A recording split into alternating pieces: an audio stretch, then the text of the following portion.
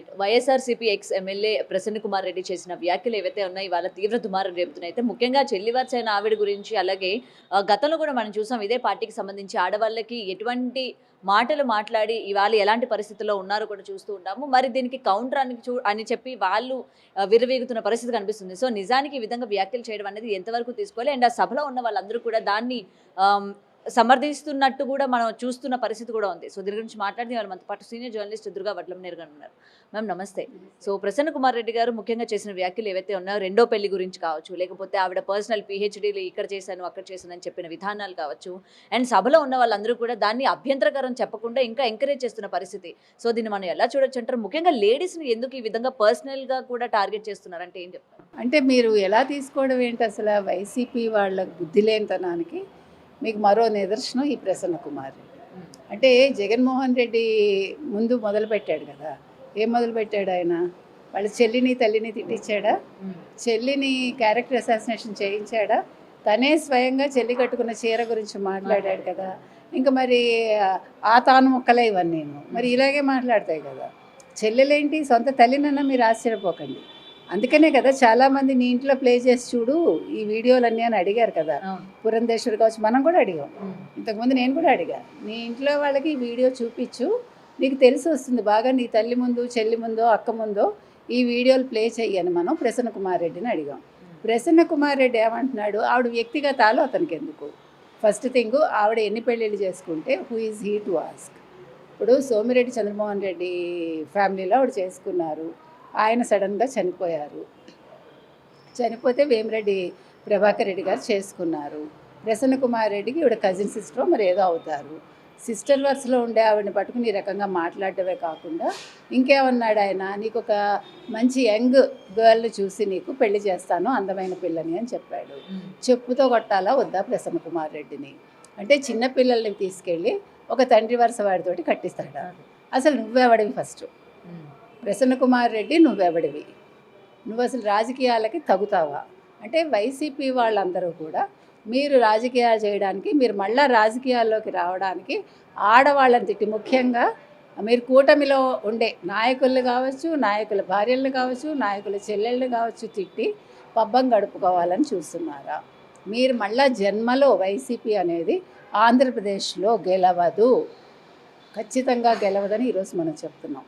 ఎందుకంటే మీరు రాజకీయాలు చేయాలనుకుంటే చెయ్యండి, కానీ ఈ రకంగా కాదు. ఆడవాళ్ళని తిట్టి మేము గొప్పవాళ్ళం అవుతాం అనుకుంటే అక్కడ నువ్వు మాట్లాడేటప్పుడు నీ చుట్టూ ఉండేవాళ్ళు ఇంకా ఎంకరేజ్ చేస్తున్నారంటే నువ్వే ఒక పనికి మాలిన వాడివంటే వాళ్ళందరూ ఇంకెంత పనికి మాలిన వాళ్ళు. వాళ్ళ ఇంట్లో ఆడవాళ్ళు వాళ్ళని ఏం చెయ్యాలి?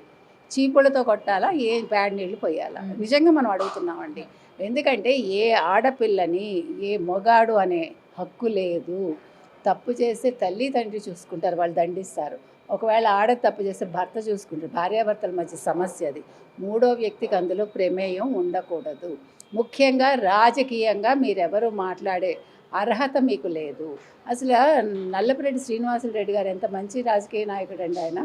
ఆయన కాంగ్రెస్లో పనిచేశారు, తెలుగుదేశంలో ఎన్టీ రామారావు గారి దగ్గర పనిచేశారు. అలాంటి తండ్రికి ఇలాంటి కొడుకు పుట్టి చూడండి ఎలా ఉన్నాడో, పండిత పుత్ర పరమసుంఠ అన్నట్టుగా పనికి మాలిన. అంటే అదే ఆలోచన సరణిలో ముందుకు వెళ్తున్నాడు అంటే జగన్మోహన్ రెడ్డి లాగా. ఇంకా ఏమనాలి? ముందు జగన్మోహన్ రెడ్డికి ప్రజలు బుద్ధి చెప్తే మిగతా వీళ్ళందరికీ కూడా బుద్ధి వస్తుందని మనకు అర్థమవుతుంది. ఇప్పుడు ప్రశాంత్ రెడ్డి గారు అదే కదా పాపం, ఆవిడ బాధపడ్డారు చెప్పాలంటే. అసలు నువ్వెవడవయ్యా ఆవిడ గురించి మాట్లాడటానికి? నువ్వు రాజకీయంగా ఆవిడ గురించి మాట్లాడాలంటే ఆవిడ పిహెచ్డీల గురించి నువ్వు మాట్లాడకు. నీకు ఆ పిహెచ్డీ లేదు. నీకు ఆవిడ ఏదైతే గౌరవ మర్యాదల్లో నేను పిహెచ్డీ చేశా అన్నారో నీకు అది లేదు. కాబట్టి ఇవాళ నువ్వు ఇంత దిగజారి మాట్లాడావు. నిన్ను నువ్వే ప్రూవ్ చేసుకున్నావు. ఆవిడ చెప్పింది కరెక్టు, నాకు లేదు అని నువ్వు ప్రూవ్ చేసుకున్నావు. అదేవిధంగా నీకు బుద్ధి జ్ఞానం లేదనేది కూడా మరొకసారి ప్రూవ్ చేసుకున్నావు. కాబట్టి ప్రసన్న కుమార్ రెడ్డి మీద ఆల్రెడీ కేసులు పెట్టారండి. 75, 76, 79, 296 ఏదో 4 కేసులు పెట్టారు. పిలిచి విచారణ చేసి 4 తగిలించాలని మనం. అండ్ ఈ ఇష్యూ అయిన తర్వాత వెంటనే మహిళలందరూ కూడా ఆయన ఇంటిపైన దాడి చేయడం కూడా జరిగింది. అయినా ఇప్పటికీ నేను అదే మాట మీద ఉంటాను, నేను వెనక్కి తీసుకోను, నేనేమి మాట్లాడింది తప్పు కాదు అని అన్నట్లు మళ్ళీ ఆయన మాట్లాడే విధానం కూడా ఇదే తీరులో. అదే అందుకే 4 మీద 2 వాతలు పెడితే కొంచెం అప్పుడు మాట మారుస్తాడు. ఎందుకంటే మా ఇంటి మీద దాడి చేశారు, మా అమ్మగారు ఉన్నారు, నేనుంటే నన్ను చంపేసేవాళ్ళు. అది ఎవరు చేస్తారంటే వైసీపీ వాళ్ళు చేసే పని అది. బట్ ఈ మహిళలు అలా చేయరు. కావాలంటే 4 చీపుళ్ళతో 4 దెబ్బలు కొట్టి బుద్ధి వస్తుందేమో చూస్తారు. చంపేంత దూరం ఎవడు వెళ్ళండి. నేను చంపినా కూడా వేస్ట్. ఇప్పుడు ఎవరిని చంపాలి? ఒక ఏమనాలి, వీరత్వం ఉండేవాడితోటి తలపడాలి. నీలాంటి పనికి మాలిన వాడిని నిన్ను చంపి కూడా వాళ్ళకి అనవసరంగా పాపం చుట్టుకుంటారు. అలాంటి పిచ్చి పని కూటమి చేయదు, ఆ మహిళలు చేయరు. అండ్ ఇప్పుడు కూటమి ప్రభుత్వంలోని ఇలా దాడులకి దారి తీస్తున్నారు, చూడండి రౌడీలాగా మా ఇళ్ళ మీదకి వస్తున్నారు అని ప్రూవ్ చేద్దామని చెప్పి ఇటువంటి వ్యాఖ్యలు చేశారనుకోవచ్చా ఎండ్ ఆఫ్ ద డే?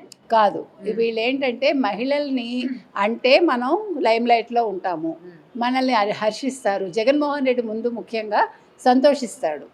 ఆయన కళ్ళల్లో ఆనందంగా అనిపిస్తుంది, ఆయన చెవులకి ఇంపుగా ఉంటుంది. జగన్మోహన్ రెడ్డి కోసం తప్ప ఇక్కడ ఏదో జరుగుతుంది లేకపోతే ఆయన ఏదో బావుకుందామని కాదు. వీళ్ళందరి దృష్టి జగన్మోహన్ రెడ్డి కోసమే ఉంటుంది.